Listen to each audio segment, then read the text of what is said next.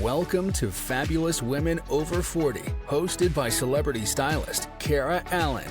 Join Kara as she interviews amazing women, sometimes younger and amazing men as well, in their 40s and beyond. Here's Kara with our Fabulous Woman of the Day.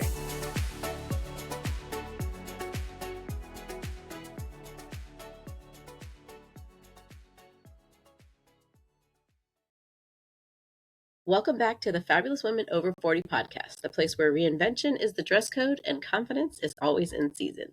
I'm Kara Allan, your host, personal stylist to your life, and your go-to guide for turning glow-ups into full-blown transformations. I believe style isn't just what you wear, it's how you show up, how you speak your truth, and how boldly you step into the life you know you deserve.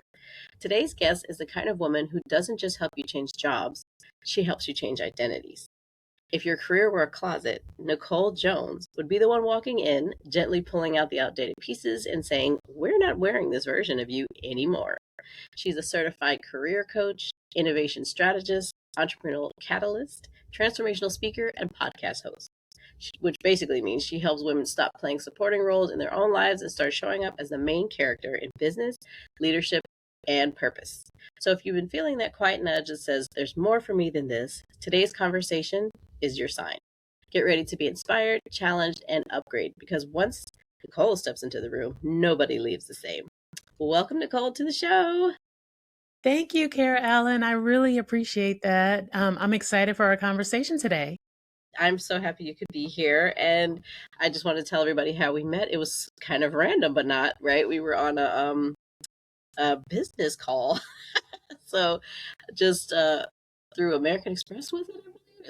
I can't even remember what the title of the thing was, but it's sponsored by American Express or something. Anyway, it was like talking about how to upgrade your business in certain areas and things. And I thought, oh, there's some synergy here because, we help people upgrade, basically. Yes, absolutely. I love that. So every powerhouse woman has a glow up chapter, like before the glow up chapter. So what was the moment you stepped into your calling as a career coach and an innovation strategist? I would say that was probably when I realized that my mentorship, abilities. So let me back up for a second. So I'm first generation college, first generation corporate America. So I really had to find my own way. And I had to find mentors and people and sponsors and people who would say great things about me when I wasn't in the room. And so when I realized how important that was for my growth and my roles, then I wanted to become that same person for other people. And so I would say the moment was when people started coming to me and asking me, like, how did you get promoted, or how did you get this role? And it was typically women who looked like me, because they weren't sure. And maybe they were also first generation. And so I started to advise them, consult them, and counsel them. And I started to see results. And so I was like, man, I love this aspect of my job, even though I was responsible for a lot of the technical aspects of the job. I wasn't an HR person, but I really enjoyed helping others and motivating others for things that eventually came sort of natural to me in the corporate environment. And so that was like, okay, as I think about leaving corporate someday, what does my second career look like? And so while I was in corporate, I took a program mostly on evenings and weekends to become a coach. I love that. So you help people redesign their careers, right? The way a stylist kind of redesigns a wardrobe. So what's the biggest outdated outfit you see professionals still wearing in their careers? I see people who are afraid of technology. They don't want to embrace AI. They don't want to embrace a lot of this next generation of new hires in the corporate workspace. They just behave differently. Their home and their work life are completely engaged like together. They're stuck together. Mm, So when they go home, they're talking about what they're doing at work and they're doing this. My generation, more Gen X, it was like work was 9 to 5 or 9 to 6 or whatever it was. And then when we got home, that was family life, that was entertainment, that was kind of relaxation. It all works in together. It blends with this generation. And so being able to yeah. understand not only the latest technology, but being able to understand how this generation is different and being a leader in that space with this new generation is so important. It's not the same. Yeah. I mean, being Gen X, I think we're pretty adaptable because we had to be. I mean, like, we were one of the first generations that our parents went through divorces, from what I Yes. can remember. And um, we played outside all the time. We didn't have like technology like our kids have now. So it's kind of interesting how we were not kind of like how our kids are. They were born into it, but we adapted to it because that was the next thing to do. We had AOL and dial up. You know what I'm saying? Yes. So yeah, that it was easy kind of to leave that behind to go into the internet because now you just automatically connect. You don't have to dial in and all that other weird stuff. Although AOL was a big thing at the time. So yeah, technology it's here and it's not going anywhere for sure.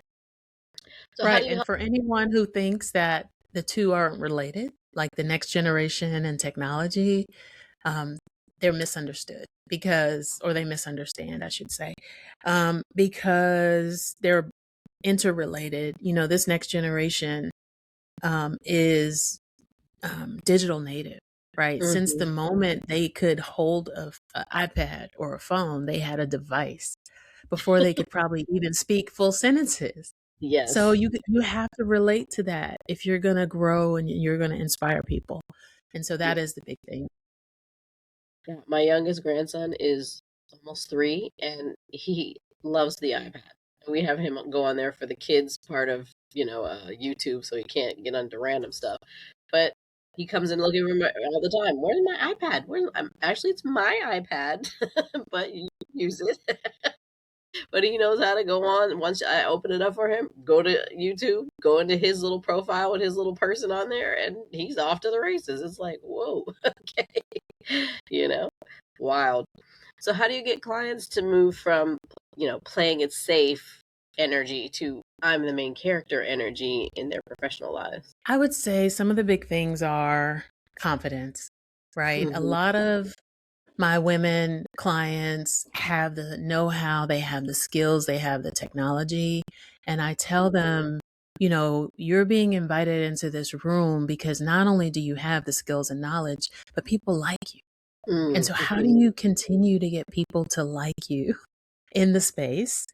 And often that is by having executive presence and leadership Mm-hmm. and confidence to enter a room, to do the work ahead of time, have the meeting before the meeting to make Yeah. sure that you have everyone's point of view or perspective. Um, don't just sit in the back and take the notes.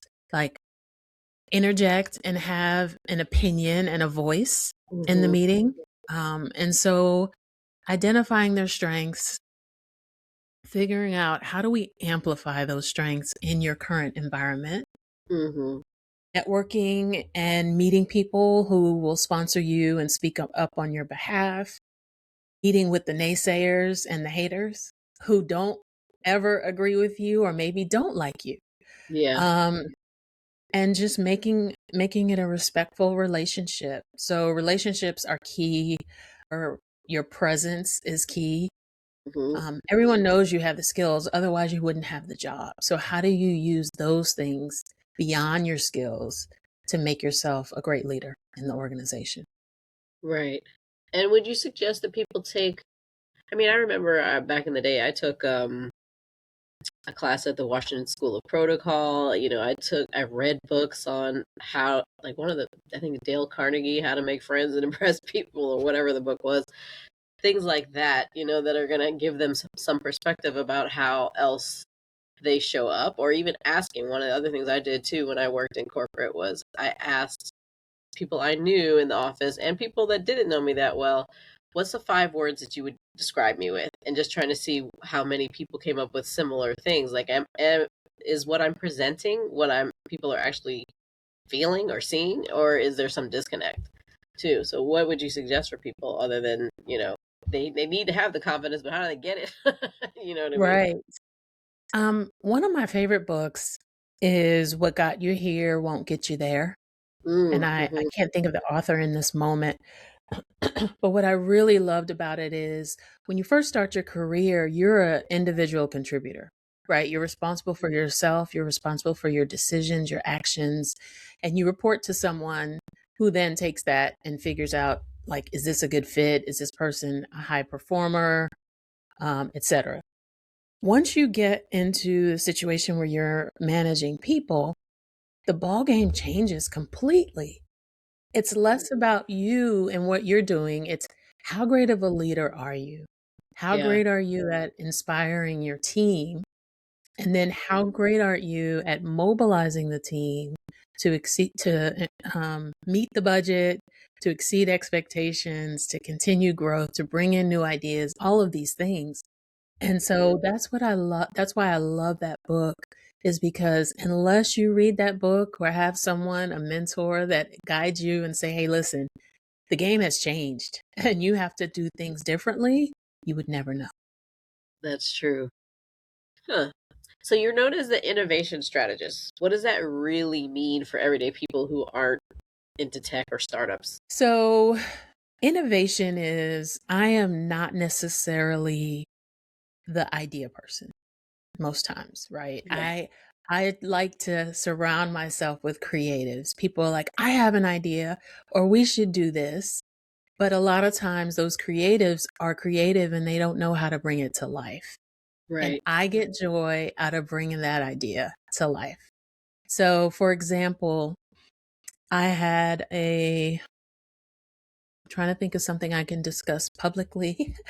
I had someone I worked with and they were really into like tennis shoes, like Nike brand, Adidas brand, etc. And they noticed that whenever a shoe drops, they had trouble finding the t-shirt to match it or the outfit to wear with the new shoes. And so they started a t-shirt printing company with customized designs that match the shoes. And I said, oh my God, this is brilliant. I'm sure there are other people out there. And so they had a little online shop and they would sell things enough to kind of make it make sense. But I was like, this should be so much bigger. And so talk to them kind of how the idea started, what their passion was, and ask them, what's your long-term vision for this business? And what I find in my role as a consultant slash coach is sometimes you find people who don't want to do the work. You know, they approach you and say, hey, I need your help. I want to make this a big deal. And then when you say, well, what you've got to do is really spend the time and understand who's your target audience Yeah. and where are they buying their apparel and their athletics and their equipment to match their shoes today. And how do you get your products and services inside of those spaces or create a new space that offers something completely different? Right. And I introduced this person to the CMO of a large National Basketball Association organization Wow. and got a lot of advice from that organization that here's what some things that you need to change in order to make this a reality. And unfortunately, the entrepreneur did not, and this wasn't his only job, so it was a side hustle, Yeah. but he did not necessarily take the advice. But my point is, I think it's just really important to be open and to trust the process, that if you really want this to happen, there's a lot of steps along the way. And I tell my clients, I said, you're in the driver's seat and I am the GPS system. And so you're the one driving this, and I'm helping to guide and facilitate you along the way to Right. success. And so they have to be willing to put in the work and trust the process, and then it could be amazing. Yeah. That's interesting that you said that because I watch a lot of entrepreneurial stuff, like podcasts and YouTube University, and that same thought is echoed through there. Like, you got to do the work, and a lot of people are just like, I don't know. Why can't it be just I show up, I have my stuff, and this is what it is? And it's not that easy sometimes. Right. So you could have the greatest idea, but not execute properly and fail. So Yes, yes. So if reinvention was a makeover, what are three things everyone should be updating right now? Mindset, skill set, or network, or which one or other ones you can think of and why? I would say mindset for sure. Mhm. There's so much uncertainty. There are so many reasons to be down and out and to give up. Yeah. And so mindset of optimism, resilience. Okay, how can I take this painful moment in time? Because if Mhm. I'm dealing with it, other people are probably dealing with it as well. So Yeah. what business or service can I provide that helps people enhance their life? That's one. And that's what I love about coaching is, there's been a lot of layoffs, a lot of unemployment in the last few months. And when I get a call and somebody says, I don't understand why I was let go, and I don't understand, after this long career, and it happens in the blink of an eye, Yeah. and I need your help to figure out what's next for me. That actually empowers me, and it's a passion for me because I've been there and I understand. But I also have the knowledge and education to help change that mindset. Um, I would also say educate themselves. Like if you're laid off or if you're between jobs, it's the best time to educate yourself and really AI and technology. How can you apply technology into the space that you're in or the space that you want to be in moving forward? And there are just so many different ways. I'll be honest, I use it. I use ChatGPT every day Yeah. in my personal life, in my work life, all of the above. Yeah. And when I don't understand something, I have teenagers who can help me, and so embrace that. Embrace that. So to me, that shift, mindset shift during difficult times is so important and critical. Yes. There's a lot of uncertainty. There's a lot of opportunity in that as well. So that's Yes. one thing we have to look forward to, if nothing else. So many women dream about entrepreneurship, right? But they hesitate to step out because, they have a job they feel safe in, or they just don't know where to start. Like, what's the biggest myth about being your own boss that you kind of want to put to rest? Freedom. Freedom. Um, my run in corporate America was outstanding. Like I learned so much about business, about the industry, about leadership, about myself, Yeah. about how to be a great boss, how to be a horrible boss, um, how to balance. I mean, there's never true work-life balance, but how to balance family and work. And I was bad at it. I was really bad at it. Yeah. But now, as an entrepreneur, some people say you have to kill to eat. For me, that's that lead generation, the business development side of the Yeah. business. True. It's real. It's real. And so, if you're an introvert like I am, it's extra hard. You have to put in the work to make connections, to leverage your network, to ensure that your services and offerings are things that people need and want. Right. Figure out what problem you're solving. And so all of those things, and again, I come from my last role in corporate, I had a team of 365 people around the world, and I had 5 direct reports, and I relied on them to lead and to help and to we were companions. I'm a collaborative leader. Yeah. And now I'm a solo entrepreneur. So the bad side of that is I do everything, right? I roll up my sleeves. I build the automation processes. I have to do the call follow-ups. I do the contracts. I do everything, the financials, the taxes. Yeah. And so that is the aspect of entrepreneurship that I don't think people talk about much. Yeah. And I'm not saying I love that aspect. Yes, I could hire a virtual assistant. I could hire someone else, but I'm not at that point from a growth perspective where I'm ready to do that because I feel like, you really need to know all aspects of your business before you bring someone in and you delegate the work to them. And so I've enjoyed this run. I've had my days of lessons learned and, oh man, I didn't know I had to do that. I didn't know I had to be compliant on my website. I don't know how to do SEO on my website, and so I've had to bring in some experts here and there, but it's something I've had to learn and I love that aspect. And the last thing I'll say about entrepreneurship, which is my favorite thing, is the flexibility.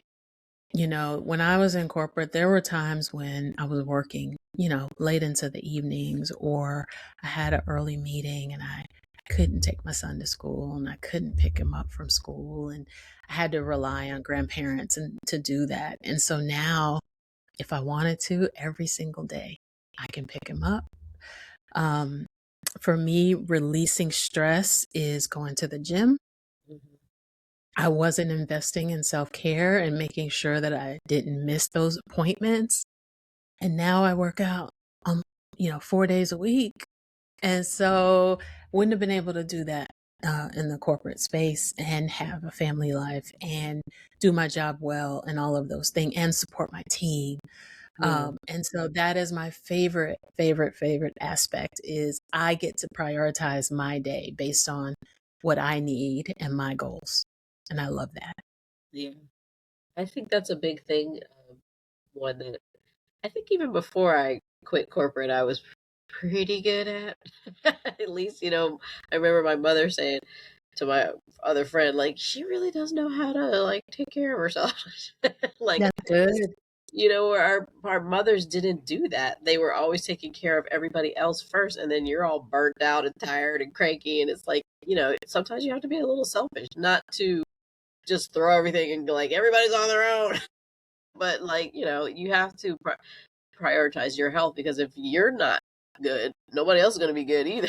So I think that's a thing that a lot of women in general don't do, whether they're corporate, whether they're entrepreneur, and we have to learn how to do that better for ourselves, for sure. Yes. It also comes back to your health as well. Like, are you getting your regular checkups? Are you going to your annual eye exams and, dental exams and all of those things? And a lot of times we put that on the back burner because we have so many other things going on in life and in our career. And so I've been able to do all of that regularly.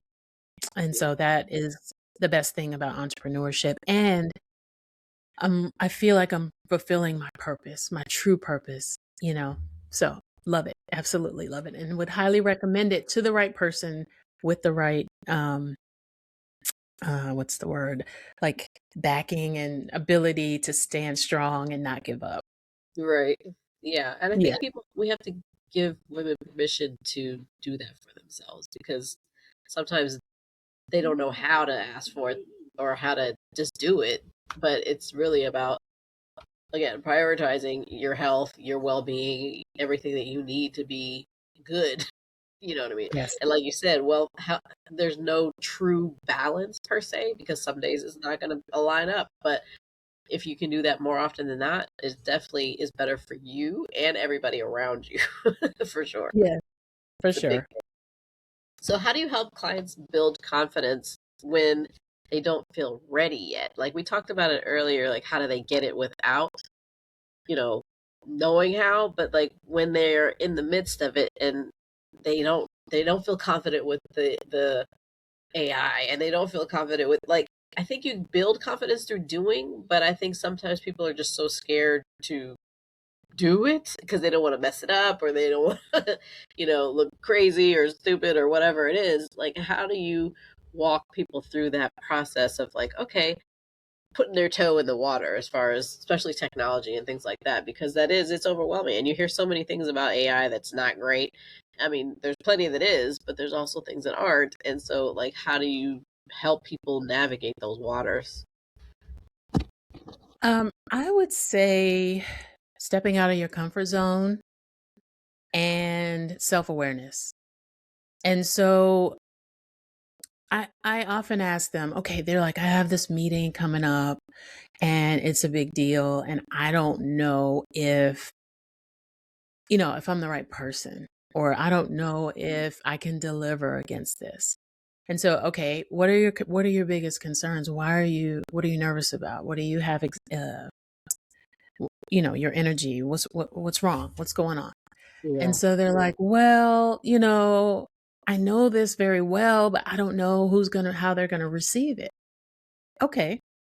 Well, who are your key stakeholders in the meeting, and so just breaking the problem down for them and then having them realize when you step in that room, yes, you have all these titles. You're the most junior person in the room, but you are the one they're looking to give them the insights and help them make this decision. Right. Right. So you've done the reporting, you've ran the data, you've done everything you were asked to do. And now they're looking to make a decision based on the data. You're the expert in the data. So the Yeah. best thing you can do to build your confidence is make sure you know that data in and out. And so what I might do is say, okay, here's what the decision they're trying to make based on the data that you did. And we do a mock meeting, right? And I would ask them really tough questions. And they're like, oh, I hadn't thought about that. Okay, great. So once I ask those questions and they start to feel more confident, like if I get asked this question, oh, I know the answer to that. Or I don't know, but now I have time before the meeting to do a little more research and work. And so often putting people in those types of scenarios, and helping them build confidence, but also self-awareness. Like, think about the people in your reporting structure, your peers, have one-on-ones with them and find a way and ask them for feedback. And a lot of times they don't give it. It's a microaggression to me. It's like they'll talk about you behind your back, but when you directly ask them, it's not comfortable for them. Right. But get to know, like, hey, I've been in this role for 6 months or even 4 years now. What advice would you have for me? What can I do better? What have you seen and observed that can be improved? And whether you like it or not, whether you agree or not, listen, Yeah. because that is the perception that they're talking about at the water cooler and in the cafeteria. And so if it's a great one, then that's good. But if it's something, oh, you know what? I think you're a little too aggressive in the meetings. Well, tell me why. Tell me more. Right. And Yeah. then you understand what they're thinking about you, and you can choose to change it or not. Right. Right. So self-awareness and having those tough conversations to really understand where you sit in the organization and what people think of you, I think is extremely important to build your confidence. Yeah. It can be a hard pill, but if you hear the same thing about yourself more than once, then that's probably something you should look at. Just saying. Absolutely. And don't say a word. So I use this analogy.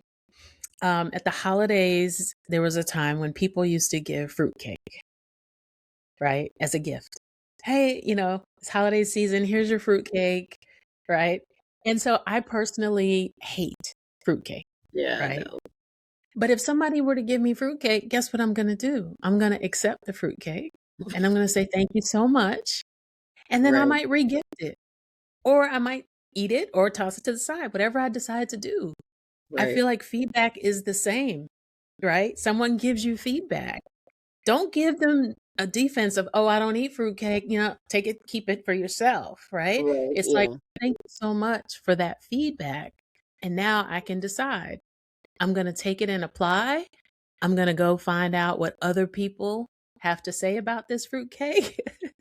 And if they agree that this fruitcake is a good gift, or you know what? I might just toss it in the trash, Right. and that's okay. Yeah. I'm gonna file it in And the so cabinet over here in the trash. right, exactly. Or I used to say, put it in the freezer, right? Okay, I don't wanna hear this right now, I don't need to hear this right now, I'm gonna put it here, and I'll process it later, and that's okay too. Yeah.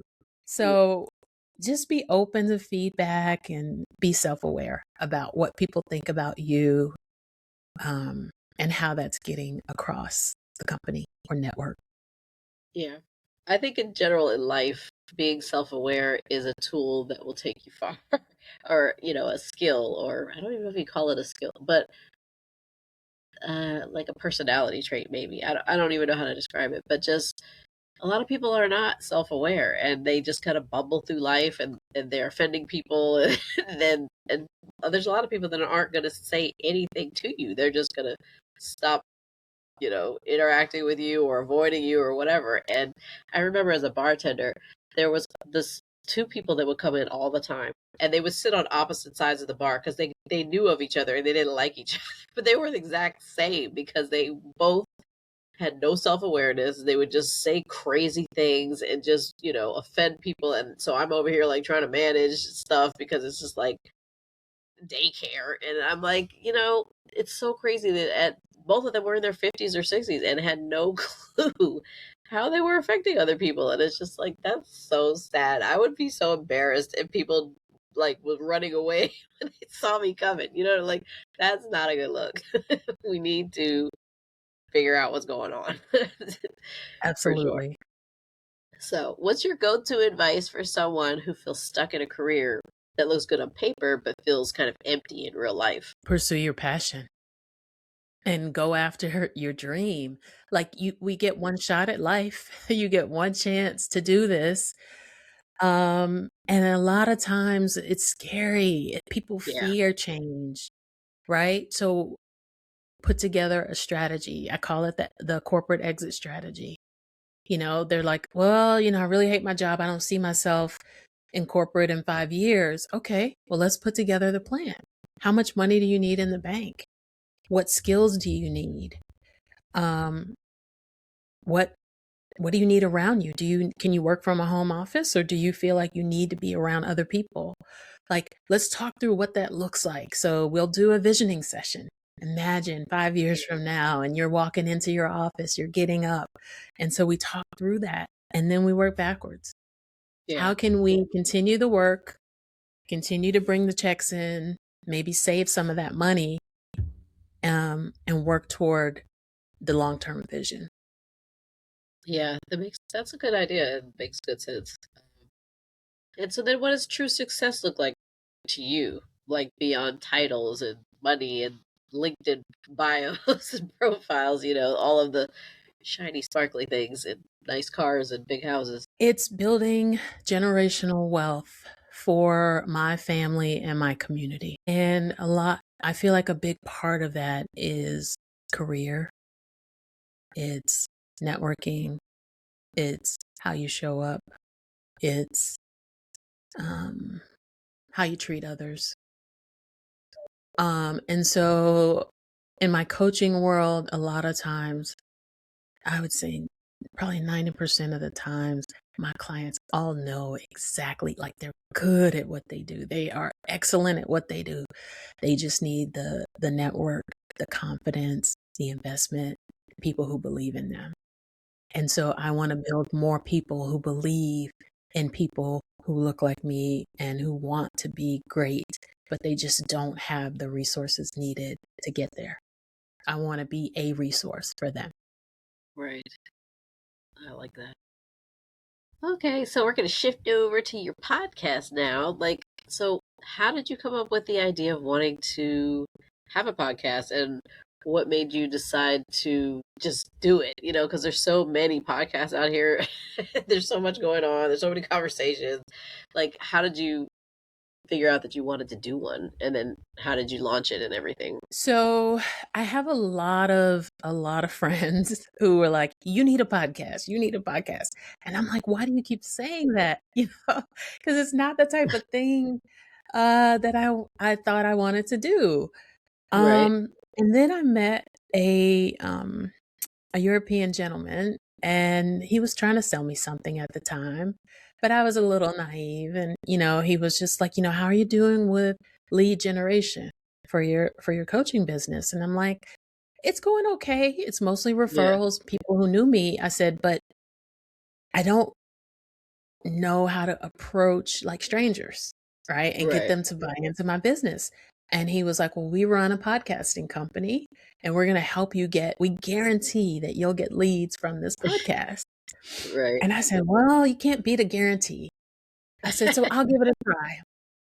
And then I decided that I wanted it to be about what I feel like my purpose is, which is, it's called Rise and Reinvent. And it's about people who've dealt with adversity and challenge early stages of life. But yet now they are thriving. And so when you look at LinkedIn, for example, you hear about the promotions and the new jobs and all the great things, but you rarely hear about the grit and the reinvention and the things that were required to get there. And so that's exactly what this podcast does.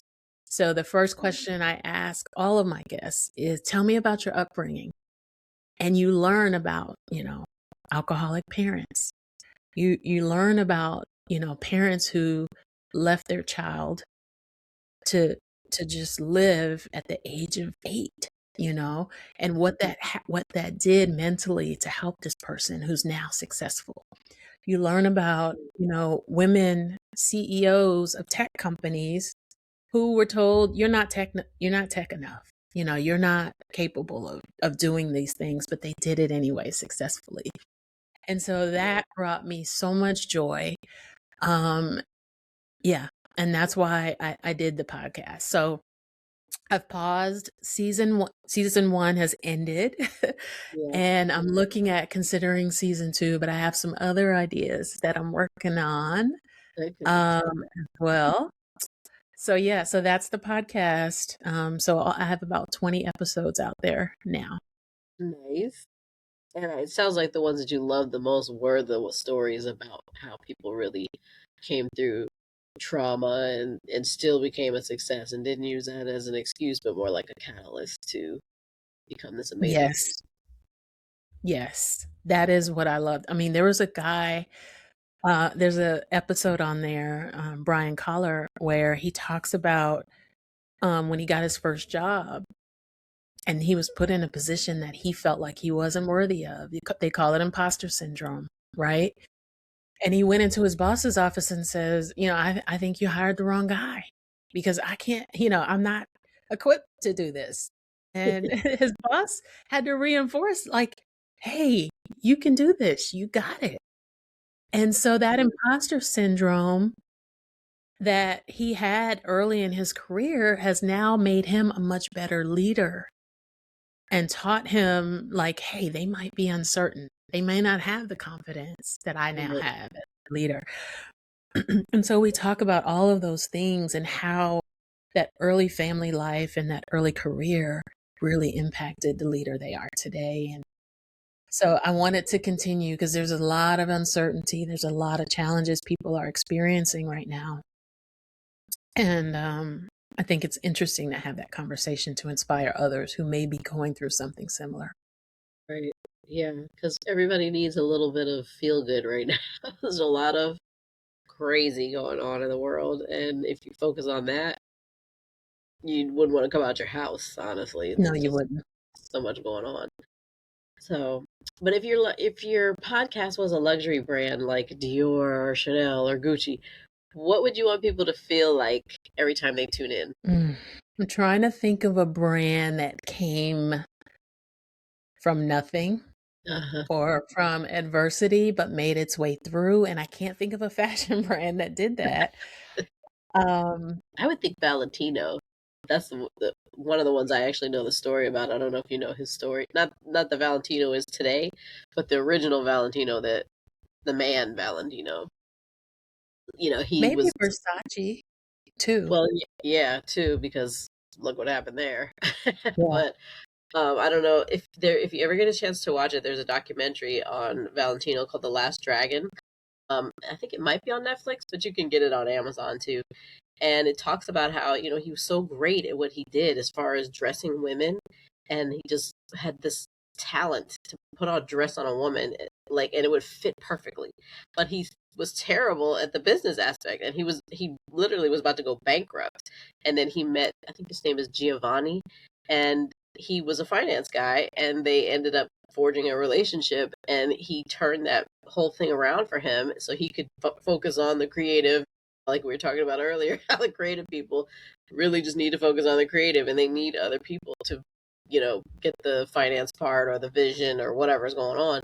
And they were able to sell that company in the early, I want to say 2000s, for like millions, where he was almost done early. Like, I want to say in the 70s he almost went out of business because he couldn't get all of that together. So I would say maybe your podcast is like Valentino, or you That is want it. like that. Absolutely. Reinvention, rise and reinvent. It's a movement. There are so many people out there who have the skills, who have the creativity, who have the knowledge, and they just need a push. They need a mentor. They need a sponsor. They need someone who can talk about what they're doing, because maybe they can't articulate it as well as they should Mm, in that story. And so I love that story, and I think it aligns very well. yeah, it's such a great story to watch. I just enjoyed it. My dad actually was the one who, I didn't know anything about it. He had recorded it one day for me. And then there's also the story of the woman who used to be the editor of Bazaar magazine, I believe, and how like she was not, how like we have Anna Wintour for Vogue, but she was not this beauty, but she just had this thing, this eye for fashion. She was able to pick up stuff that was new, and I can't remember her name right off the top of my head, but similar kind of thing. Like, this, they kind of called her like the ugly duckling in a sense, and she, No. had to fight that, because it's like women are so, we're all people, that's the first thing you see and comment about is our looks and our bodies and our this or that. And so she was this person who was not organically pretty or beautiful at all, but yet she had this great personality and had the great eye for everything, and she really did that magazine and that editing, that job a solid. Let's just say lots of stories like that out there. So what's one daily habit that keeps you in your energy and your power of, helping people, and not, how if you hear stories about people who have gotten laid off and you're helping them, but you don't want to take on that energy of them feeling bad, you know what I mean? Like, you kind of have to balance how they feel and not take that on for you too. Like, how do you do that for yourself and for them without, feeling bad or feeling, I don't even know what the word is, but like taking on that thought process. I try to help them feel like um, they're not alone. So if I've been through something similar, not to make it about me, but to say, listen, I've been in your shoes and I was down, but on the end of it, I came out and I was happier than ever, So Yeah. telling personal stories if I've been through something similar, and also just giving examples of, I've seen you do, if I know them, right? I've seen you do X, Y, and Z, or even, if it's a client I don't know as well, you told me that you did this and you've had this role and you've volunteered with your kids sports team and you've done all of these things. Those kids look up to you. You are a leader. You Yeah. are like, so helping to reinforce, give them positive affirmation, um, and say, okay, now it's time for the next chapter. That Yeah. chapter is closed. So Right. how do you take what you learned in chapter 2 and now make it chapter 3, and Yeah. make chapter 3 the best time of your life? So that's what we're going to focus on. We're not worried about why the layoff happened or what you could have done differently. Yeah. Maybe we'll talk a little bit. If you say lawsuit, I'll give you the name of a lawyer. But other than that, we're moving forward. Let's Yeah. move forward. Yeah. Yeah. Can't focus on what was lost. Gotta focus on what you have and where we're going. Pretty much. So, what's one piece of advice you would give your younger self before her biggest leap? I would say go bigger, take greater risks. Yeah. 30 years in corporate is a mighty long time. I used to go to lunch with a friend of mine and we talk about our entrepreneurial careers. And then he left probably 5 years before I did. Well, And I watched his success and, we stayed in touch. And one day at one of those lunches, he was like, you're great. You are a highly accomplished woman who's done so many great things in her career. So don't ever. And I was at a point where I felt like I wasn't good enough because I wasn't getting the credit and wasn't happy. And he was like, don't let this one moment or blip in time bring you down. Like, yeah. you can do this. You can be the entrepreneur that you want to be. And so if I had had that conversation 5 or 10 years earlier and I had the confidence and took the risk, I think my life would be in a different place today. Yeah. So Yeah. that and also don't give the job more than you like. Self-care is so important because as you may know from my background, I am a breast cancer warrior. And although that is, probably something that happened to my body through process, the stress that I encountered in those roles really helped, I think, accelerate that. Yeah. And so don't give up your health and your well-being for a job. So those are the things I would definitely tell myself. And so now the freedom and flexibility that I have allows me to balance the stress, get some more sleep than I was getting, and, just make good choices for myself and my health. Because if I don't do that, then I leave this world earlier than I'd like to, and I'm not there for my children, my community, my parents, everything. And so I keep that in mind. When I want to stay up till 1 in the morning on the computer, I'm like, nope, go to bed because you need to be bright and early, fresh for the morning. Right. I love that. Well, how can everybody find you and your website? You have social media. Tell everybody where they can find you. So my website is www.kako, that's KAKO.LLC. That is my current webpage. I'm also on Instagram or as people say, IG. I am Nicole M. Jones is my handle. And I'm working on my Facebook and other pages for my business. And so those are the two ways to find me. My email is on there. I offer complimentary discovery calls. So you get to spend 30 minutes telling me about maybe what challenge you're experiencing, and I can tell you whether or not I can help you. And so I love doing those discovery calls. So, click on the book a call. It's no charge, there's no commitment required. And let me know how I can help you and support you. Well, this has been a great conversation. I'm so happy for everyone to get to know everything that you offer and that you are out here helping us get ourselves together for our careers and our mindsets. And I would love to talk to you again in the future and to get an update about what you're doing and your podcast. Hopefully, you'll be doing that again soon. So, and where can everybody find your podcast too? It's across all of the channels. So look for Rise and Reinvent. It's on YouTube, it's on Apple Music, all of Spotify, all of the normal podcast channels. Rise and Reinvent. I love it. Well, thank you for being here today. It was such a joy. And I can't wait to talk to you again. And thank you, everybody, for listening. Thank you for coming to another fabulous Women Over 40 podcast. See you next time. Thank you so much. Thank you. Thank you for joining us today. Please subscribe so you won't miss our next conscious conversation with Kara and her fabulous guests.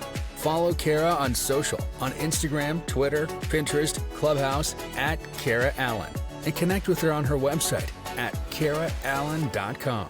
Also, leave a review if you enjoyed the conversation. Thanks again, and see you next time.